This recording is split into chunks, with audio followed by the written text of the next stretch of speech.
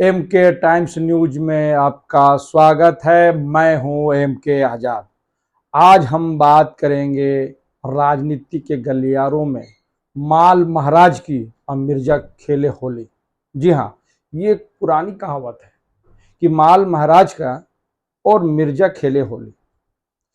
आज जो मेरे बात करने का जो शुरुआत होगा, इसका लबो लबाब सिर्फ यही है।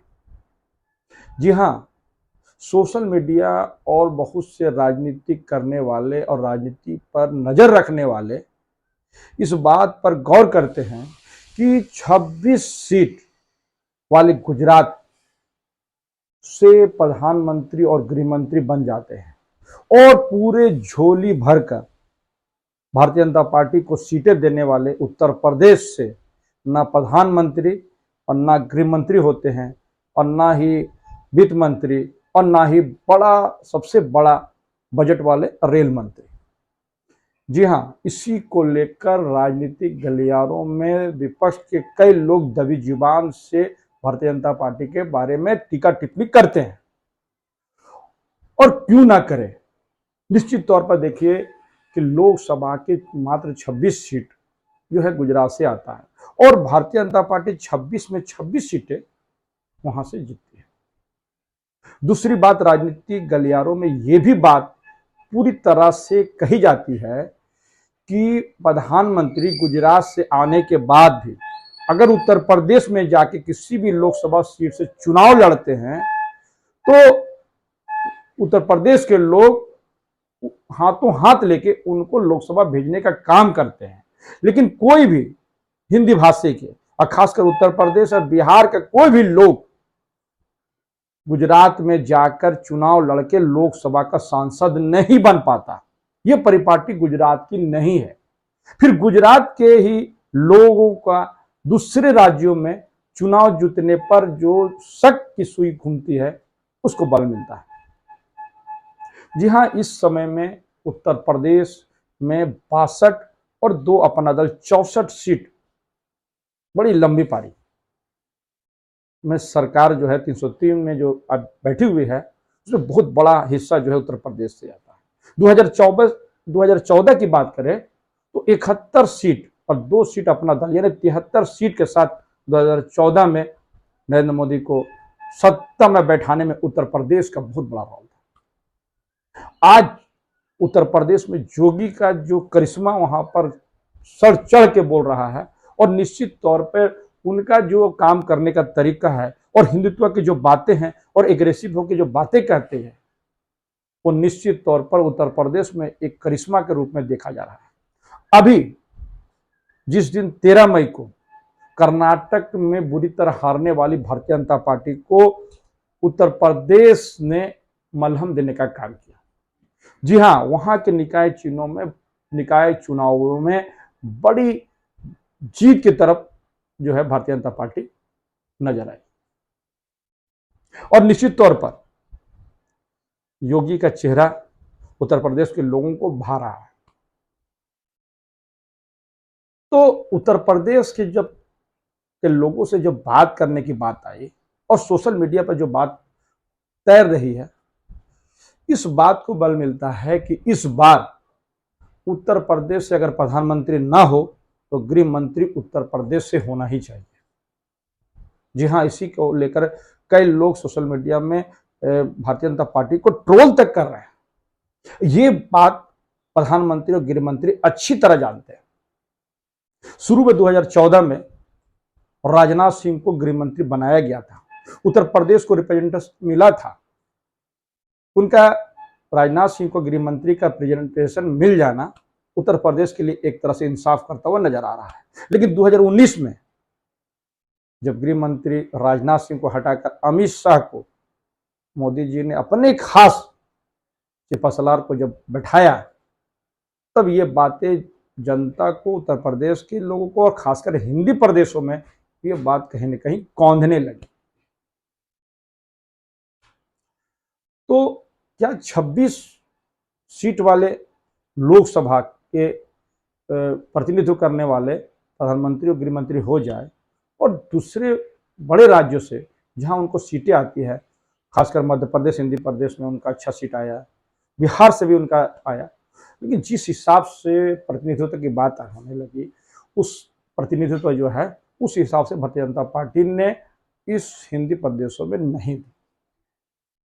ये बाद भी ये खासकर बताया जाता है कि अमित शाह प्रधानमंत्री की रणनीति के तहत किया गया, जानबूझकर। लेकिन उत्तर प्रदेश में प्रधानमंत्री ने जो योजनाएं लेके आए, जो काम वहां पर हुए, निश्चित तौर पर वहां पर जनता उसका लाभ मिल रहा है। ये अलग सी बात है कि योगी जी लगातार अपनी उपलब्धि को प्रधानमंत्री नरेंद्र मोदी की उपलब्धि से जोड़ते रहे हैं। हो सकता है कि राजनीति में उनका एक अपना रोल हो, क्योंकि योगी का जो कद है अभी उतना नहीं बढ़ा है जिससे लोग उसको प्रधानमंत्री के रूप में मान लें। कल 13 मई को कर्नाटक में भारतीय जनता पार्टी का दक्षिण द्वार पूरी तरह से बंद हो गया। संजय राउत इस मामले पे बहुत कठिन और कठोर शब्दों का प्रयोग किया।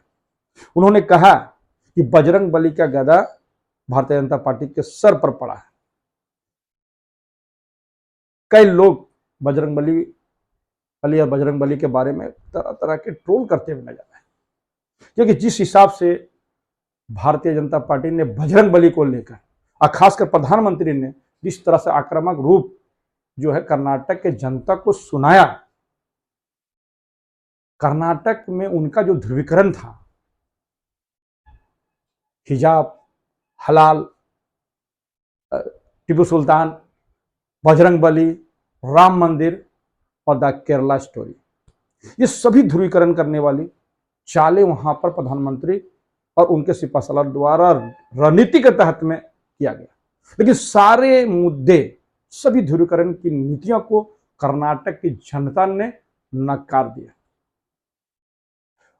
जहां कांग्रेस पार्टी ने अपने क्षेत्रीय दलों के, खासकर डी शिवकुमार जी का और आपके सिद्धारमैया जी का, दोनों के को चेहरा बनाकर वहां पर चुनाव लड़ रहा था। और पोस्टरों में देखिए दोनों जगह पे सिद्धारमैया जी और डीके शिवकुमार जी का चेहरा वहां पर नजर आ रहा है। लेकिन भारतीय जनता पार्टी के पोस्टरों में नरेंद्र मोदी का बहुत बड़ा चेहरा और मुख्यमंत्री और अदर लोगों का छोटा फोटो निश्चित तौर पर वहां की जनता को परेशानी पैदा करने के लिए बहुत बड़ी रोल और भूमिका निभाई। कर्नाटक के चुनाव में भारतीय जनता पार्टी के दक्षिण के जो द्वार था, जहां उनकी एक्सपेरिमेंट चल रही थी दक्षिण क्षेत्रों में, यहां तक कयास लगाए जा रहे थे कि प्रधानमंत्री जी तमिलनाडु के रामनाथपुरम लोकसभा से चुनाव लड़कर दक्षिण भारत में अपनी पैठ को मजबूत करने का काम करें। कहा जा रहा है कि कर्नाटक में जनादेश भारतीय जनता पार्टी के पक्ष में नहीं था। उन्होंने तोड़ जोड़ की राजनीति के साथ में सत्ता चलाई। और अभी जो इस साल के अंतिम में मध्य प्रदेश में जो चुनाव होता है, वहां भी वही परिपाटी नजर आया। वहां भी भारतीय जनता पार्टी को जनता ने जनादेश राज्य चलाने के लिए नहीं दिया है, लेकिन तोड़ जोड़ की राजनीति में वो आज भी सत्ता पे काबिज है, क्योंकि उन्होंने सिंधिया जैसे दिग्गज नेताओं को तोड़ने में कामयाबी हासिल की। और जिसका परिणाम हुआ, कर्नाटक की जनता ने जिस हिसाब से जनादेश के अपमान करने वालों को फूल चटा दिया, संभव है कि मध्य प्रदेश में भी सत्ता को छीनकर चलाने वालों को वहां की जनता धूल चटाने का काम करे। कर्नाटक के बाद जो दक्षिण में एक और चुनाव होने वाले हैं तेलंगाना का, वहां पर भी भारतीय जनता पार्टी को पहले उम्मीदें थी, लेकिन कांग्रेस जिस हिसाब से कर्नाटक में जीत हासिल की, यानी 35 सालों के बाद 136 सीट जीत जाने से उसके हौसले इतनी बुलंद है कि उनको लगता है कि तेलंगाना में भी कांग्रेस अच्छा कर पाएगी।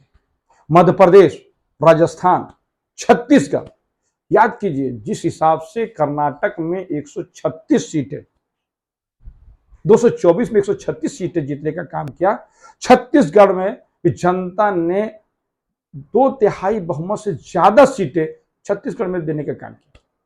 वहां पर भारतीय जनता पार्टी बुरी तरह हारी थी। इतनी बड़ी कोकस, इतनी बड़ी रणनीति इतने बड़े चाणक्यों का व्यवस्था करने वाली और वहां पर सरकारें स्थापित करने वाली सारे मामले को कर्नाटक की जनता ने इग्नोर कर दिया। आपको बताते चले कि हिजाब मामले पे शिक्षा मंत्री ने जो बैन करने की बात की, वो भी चुनाव हार गए। नागेश जी चुनाव हार गए और हिजाब बैन के विरोध करने वाली कांग्रेस की फातिमा चुनाव जीत गई। कर्नाटक की जनता ने स्पष्ट जनादेश दिया कांग्रेस को, वह चाल कि पीएफआई भी बैंड होंगे और बजरंग दल भी बैंड होंगे, ये बात स्पष्ट करने की कोशिश की और जनता को बताने में कामयाबी हासिल की कि शांति ही विकास का रास्ता है। यानी उपद्रव करने वाले, चाहे पीएफआई हो या बजरंग दल हो, उसको बैन करके ही विकास के मॉडल को अपनाया जाएगा और तभी विकास संभव है। यह बात वहां के जनता ने इस पर मुहर लगा दी।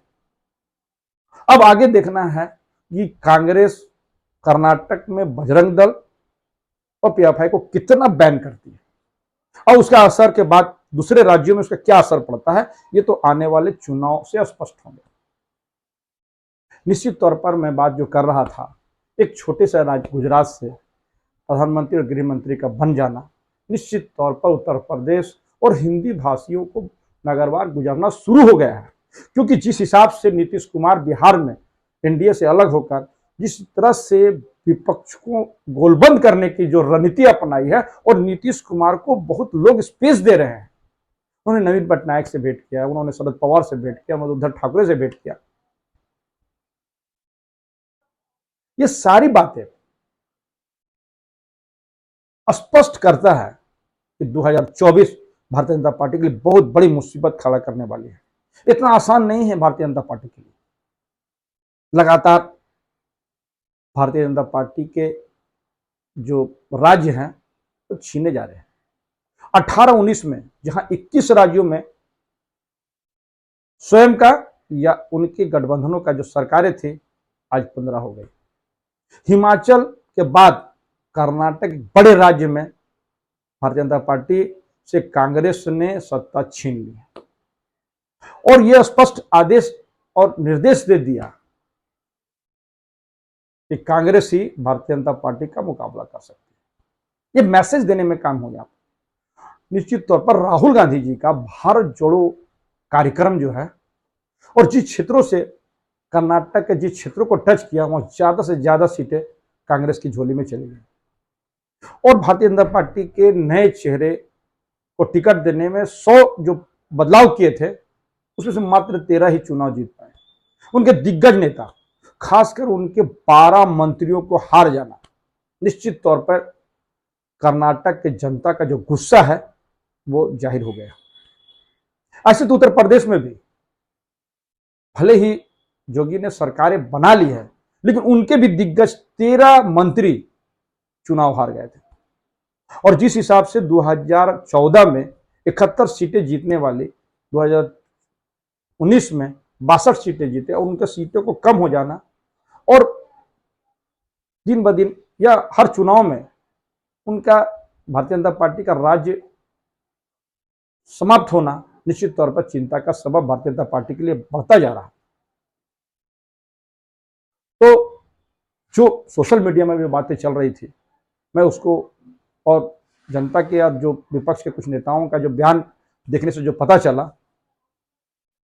तो आने वाला समय बताएगा कि गुजरात जैसे छोटे राज्य से जो प्रतिनिधित्व किया जाएगा कि उत्तर प्रदेश से देश की प्रतिनिधित्व की बात भारतीय जनता पार्टी करेगी, ये दूर की कौड़ी है।